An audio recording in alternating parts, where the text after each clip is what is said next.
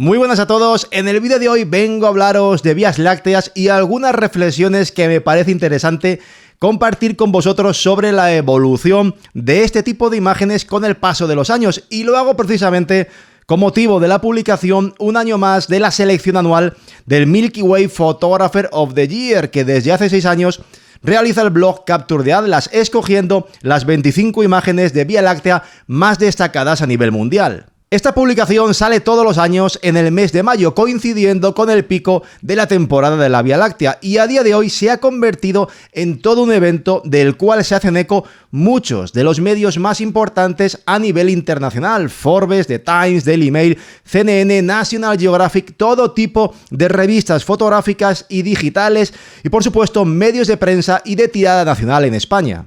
En fin, que aparecer en esta selección y de paso en muchas publicaciones nacionales e internacionales, no cabe duda de que es un auténtico honor para cualquiera, y en ese caso para mí lo es más, porque yo he conseguido este año que una de mis imágenes, precisamente una panorámica que hice el mes de febrero en el castillo abulense en Ávila, en Mironcillo exactamente, de Aunque os pese, bueno, pues esa fotografía mía, esa panorámica nocturna de Vía Láctea de invierno, ha sido también elegida este año como una de las 25 destacadas, así que es un auténtico honor para mí, la verdad, poder meter mi fotografía entre esos nombres que hay muchos de los mejores especialistas a nivel mundial que se dedican, pues a nivel profesional, a viajar todo el día por los mejores lugares del mundo. Así que, siendo como es mi caso, que yo soy un aficionado, que hago fotografías pues cuando me deja la familia, el trabajo y salgo de ciento en viento, bueno, pues para mí simplemente estar ahí es un auténtico honor. Así que muchísimas gracias a Capture the Atlas.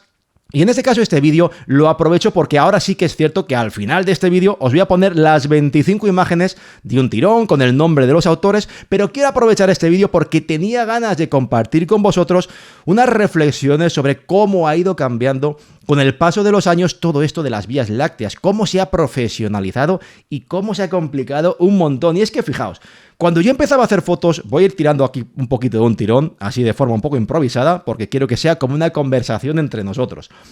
Cuando yo empezaba a hacer, como os decía, fotos allá por 2014, que es cuando empecé, recuerdo que empezabas a ver algunas fotografías, empezaban a salir, no se hacían tantas fotografías con el arco de la Vía Láctea, y simplemente tú veías una fotografía con el arco entero de la Vía Láctea y ya flipabas. Esa fotografía lo reventaba en redes sociales, todo el mundo alucinaba, llovían los likes, no hacía falta ni que el primer plano fuera impactante, ni que fuera una montaña nevada ahí solitaria con una tienda iluminada naranja, no, cualquier cosa ya casi con el arco completo ya tenía ese efecto wow.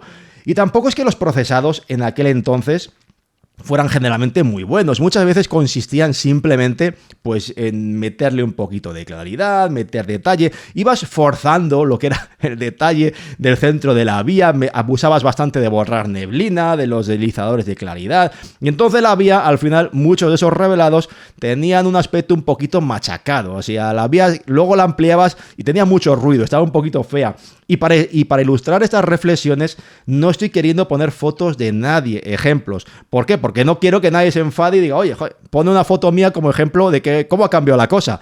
Así que, como no quiero que nadie sea susceptible y diga, oye, que esa foto yo le tengo cariño, que es una foto de mis comienzos, pues yo prefiero poner fotos mías antiguas que he rescatado alguna para la ocasión, como por ejemplo esta que hice en mis comienzos, esto es cerca de Corral de Almaguer, y en su día fue un auténtico boom esta fotografía, salió en un montón de revistas, ganó premios, se vendió por 1X un montón de veces, de hecho, todavía se sigue vendiendo. Y a día de hoy, esta panorámica, yo la veo y en cuanto al detalle y la composición, pues yo no la destacaría precisamente, y no es de las peores que hice en esa época, pero ni mucho menos. Pero a día de hoy, esta fotografía pasaría sin pena ni gloria, y en aquel entonces fue un boom. También fue el número 2 en 500px en su época alta, o sea que eso fue un auténtico boom. Así que bueno, también hay que decir que me alegro de que ha pasado un poquito esa moda que nos dio a todos por meter detrás de los arbolitos y detrás de las casas, detrás de todos los horizontes, siempre había un resplandor. O sea, eso afortunadamente es otra de las modas que hemos ido superando, porque la verdad es que a veces nos pasábamos y era un poco exagerado. Y a día de hoy también los mecanismos de revelado, los procesados han evolucionado mucho. Antes, como digo, bastaba unos pincelitos en Lightroom, un poquito de luz, un poquito, le dabas luz a las nebulosas, a la zona de dentro la oscurecías, un poquito de oscurecías, cerrabas por los laterales con unos degradados. alguna cosita básica en Photoshop, pero tampoco te llevas mucho más. Ahora mismo eso ya no vale, ahora mismo ya los métodos se han complicado mucho más. No es que sea difícil, pero ha avanzado mucho más. Ya se utilizan métodos mucho más avanzados que hasta hace poco eran algo más bien privativo de otro tipo de fotografía más seria, de astrofotografía profunda, de cielo profundo, tomas de calibración, darks, flats, programas especializados para extraer la información, como por ejemplo puede ser PixInsight, que de hecho en mi zona privada de suscriptores, que os podéis suscribir gratis, abajo ya sabéis que siempre os dejo un enlace por si queréis entrar, pues tengo un tutorial básico, pero que es lo que hago yo para poder extraer la información en PixInsight y luego pues pasar a Photoshop y con máscaras de luminosidad avanzadas, plugins que hay 20.000 ahora, pues puedes seguir todavía sacando más detalle. Así que ahora mismo ya no basta ese arco de la Vía Láctea y decir, vale, madre mía, vaya foto. No, ahora ya hace falta una foto que sea mucho más espectacular, con un buen primer plano o con una muy buena composición y además un revelado que sea potente, que acompañe y que la fotografía pues luzca mucho más limpia. Y por supuesto la forma de hacer las fotos y el equipo también han evolucionado bastante, porque yo recuerdo que cuando hice mi fotografía del abrazo lechoso, que yo no sé qué cachondeo había tanto con mi abrazo lechoso de 2014, la segunda salida nocturna que hice, porque esa fotografía es una adelantada a su tiempo, esa fotografía no es tan mala, no sé por qué ha habido tanto cachondeo, tanto meme, y le llamasteis abrazo lechoso. Bueno, abrazo lechoso sí se le puede llamar, porque estaba abrazando la Vía Láctea, pero tenía sentimiento ahí, la diagonal entre los pies y la vía.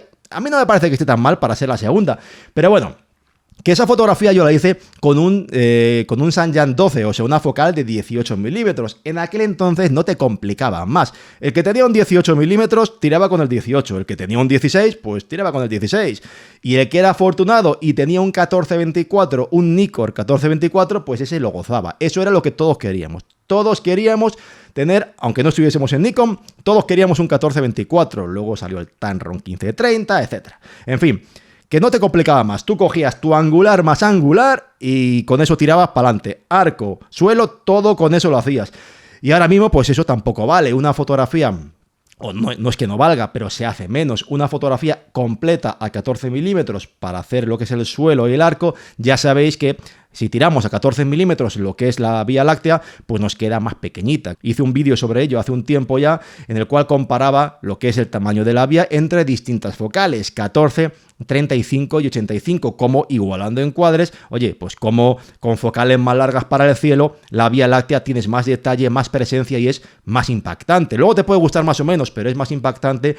Y sí que es cierto que se ha ido estandarizando utilizar diferentes lentes y diferentes objetivos. Una focal angular para hacer la panorámica del suelo y luego pues una focal un poco más larga, 24, 35, 50 milímetros para lo que es la toma del cielo. Aunque eso luego, lógicamente, complica cada vez más las cosas, tanto en la localización, que tienes que cambiar y hacer más tomas, y también, por supuesto, en el revelado, porque esas fotografías, al fin y al cabo, en todos los casos hay que hacer un focal blending, hay que fusionar esas dos panorámicas. Ya no es como antiguamente, que hacíamos toda la panorámica de un tirón para arriba y para abajo y ya estaba, lo fundías y se acabó. Y tampoco me voy a olvidar, por supuesto, que antiguamente, ¿quién utilizaba un tracker? ¿Quién usaba un tracker? Antiguamente, es que para vías lácteas normales, repito, no para los que hacen astro y demás, que esto, pues lógicamente lo han hecho toda la vida los que hacen astrofotografía profunda de verdad. Pero ¿quién tenía un tracker antiguamente? Es que nadie se preocupaba. De hecho, es que tú cogías y directamente te fiabas a pies juntillas de la regla de los 500. Si tenías un 14 o un 15 milímetros y tirabas a 30 segundos, y aunque las estrellas tuvieran un poquito de trazas, es que poca gente se preocupaba, pues yo qué sé, de tener un tracker o de hacer fotografías con un tiempo de exposición más contenido y luego apilar. Muy poca gente hacía eso. En fin, que a día de hoy yo creo que los trackers ya son algo mayoritario entre los que hacemos fotografías de Vía Láctea, o al menos el que no lo tenga seguro que en algún momento se ha pensado comprarse a lo mejor alguno portable pequeñito como el MSM o el Bresser, o ya si quiere algo más serio para montar objetivos de más envergadura, pues la Skywatcher Star Adventurer o la Fortnite Farnax, o bien monturas, si quiere algo más cómodo todavía, como lo que tengo yo, el Benro Polaris, pues monturas automatizadas, como el Benro Polaris, con la cual yo estoy encantada. De hecho, es el tracker que he utilizado para la fotografía del castillo de Ancospese, y este verano ya os adelanto que algún tutorial habrá con el Benro Polaris para hacer panorámica traqueada de la Vía Láctea, o a lo mejor panorámica con apilamiento pero sin traqueo, que también vale perfectamente, y el Benro te la hace rapidísimo. Pero es que para seguir rizando el rizo no nos bastaba con trackers, con complicarnos pues cosas que no hacíamos antes, ni trackers, ni distintas focales, ni liarnos tanto con los procesados. No, ya no vale eso, ya nos hemos aburrido, es que nos hemos aburrido de tantas y tantas fotografías de la Vía Láctea espectaculares, con cielos potentes, que ya queremos más. Y lo siguiente, ¿cuál era? Pues las cámaras astromodificadas. Ahora ya las cámaras astromodificadas también han aparecido en escena, cada vez son más las personas que la tienen, yo ya me compré una también, así que en este caso pues ya también queremos fotografiar el arco de la Vía Láctea, Orión, queremos vías lácteas de verano pero con más detalle, o sea, con nebulosas, con H-alfa, y hasta hace 8 años estoy seguro que pocos o casi ninguno de los que estamos aquí conocíamos a alguien que tuviera cámaras astromodificadas, pero esto, como digo, cada vez se va complicando más. Es más, y me juego la cuneta, como dirían en Foro Coches, me juego la cuneta a que el próximo año no va a ser suficiente. En 2024, ya os lo aseguro, la moda va a ser hacer el doble arco. Ya no nos va a valer con un arco en diciembre, enero espectacular de la Vía Láctea de invierno con Orión, con cámara astromodificada. No. ¿Qué daño nos ha hecho Mikhail Minkov? Fotón, muy merecido, por supuesto, súper merecido esa selección por Capture the Atlas de la foto de Mikhail Minkov como una de las mejores del año, porque esa foto del doble arco, que a lo mejor hay otras, pero yo es la primera de ese tipo que había visto, va a hacer mucho daño, y el próximo año, como digo, todos vamos a estar esperando a que llegue el mes propicio para poder hacer esta fotografía, así que nos va a costar muchas horas de sueño, y esto a partir de ahora ya no va a ser suficiente un arco. Todos, o la fotografía es 360 y tenemos el arco de la Vía de invierno y el arco de la de verano, o eso ya no va a valer y va a ser muy sencillo.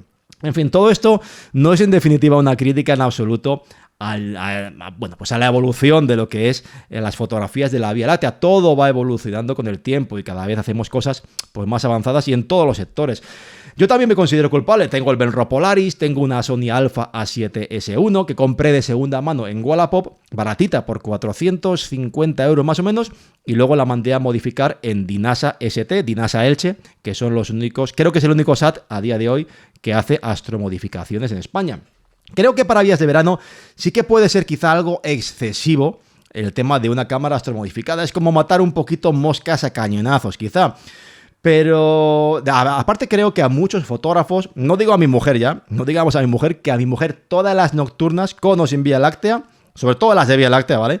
Las de Vía Láctea sobre todo, le parecen todas iguales y todas feas, no le gusta ninguna. Pero sí que es cierto que es difícil en cualquier caso, incluso para fotógrafos nocturnos, acostumbrarse a estas imágenes de Vía Láctea con cámaras modificadas y trackers y demás, porque tienen tanto detalle, colores diferentes a lo que estamos acostumbrados a ver en esos años pasados, que causan rechazo, que causan que a la gente no le guste. Y lo entiendo, son fotografías más agresivas, vamos a decir, son fotografías con mucho más detalle, y entonces es normal que no a todo el mundo le guste. Pero bueno, yo creo que una cosa sí que es indudable: mola hacer el arco de la Vía Láctea de invierno, y desde luego, si alguien quiere hacer vías lácteas de invierno con todo el arco completo y que se vea de verdad ahí alguna nebulosa, un poquito Orión y demás, la cámara modificada es absolutamente indispensable. Para vías lácteas de verano solo no me la compraría ni en bromas, pero si queréis hacer vías lácteas de invierno, la cámara astromodificada, la verdad, creo que sí que es algo interesante.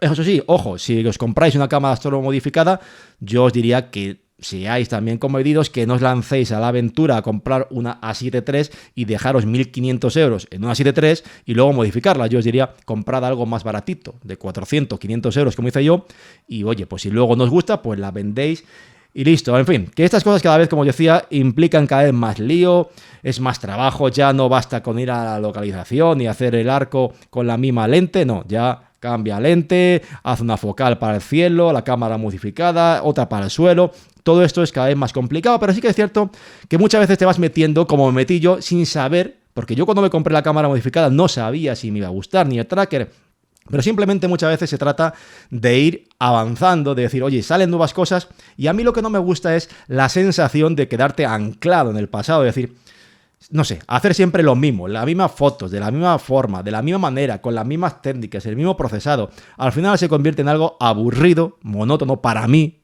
Humildemente es mi opinión, y yo lo que no quiero es quedarme anclado en el pasado, pues como un dinofotógrafo que te sientes un dinosaurio haciendo siempre lo mismo. Así que en este caso, a mí personalmente, siempre ha sido ese mi planteamiento, seguir aprendiendo y seguir avanzando con cosas nuevas. Que luego no me gusta, pues ya vendería el tracker o la cámara modificada, pero ya os digo que una vez que tienes estas herramientas es difícil renunciar a ellas, porque al fin y al cabo te permiten obtener otro tipo de material fotográfico en una época distinta del año, y eso al final tiene mucho valor para los que nos gusta la fotografía. Así que nada, os voy a dejar ya con las 25 fotografías seleccionadas este año por Capture the Atlas. Mi enhorabuena a todos los fotógrafos galardonados en esta ocasión, pero también mi reconocimiento para todos aquellos que hacéis este tipo de fotografía, porque al fin y al cabo estas imágenes no son imágenes cualquiera, os gusten más o os gusten menos, este tipo de fotografías tienen un mérito, y detrás de ellas siempre hay alguna historia de superación, mucho dinero invertido, mucho aprendizaje, muchas horas empleadas en irse a localizaciones, pasar noches en vela en lugares a veces de difícil acceso, que hace un frío que no puedes ni tocar la cámara, por mucho que te ponga guantes y demás, y mitones y eso, al final muchas veces pasas un frío en las manos y en los pies, que es que te quedas congelado. Así que, bueno, estas imágenes tienen mucho mérito, mucho trabajo, así que mi reconocimiento para todos los que hacéis este tipo también de fotografía, y os invito, por supuesto, a participar en la edición del próximo año, porque este año, por ejemplo, yo he tenido suerte, pero el próximo perfectamente puede ser cualquiera de vosotros que sois aficionados como yo. Simplemente dedicadle tiempo, echadle ilusión, y cuando subáis una foto a Instagram, no lo olvidéis, hashtag Capture the Atlas, y ya está. Muchas gracias a todos, y por supuesto, ahora cuando termine el vídeo, o mejor dicho, dale ya, os suscribís y luego me dejáis un comentario, un like, pulgar arriba, que son 10 segundos y no cuesta nada. Dadle al like y poner un comentario, y nos vemos muy pronto en el próximo vídeo. Muchas gracias, cuidaos mucho y hasta la próxima.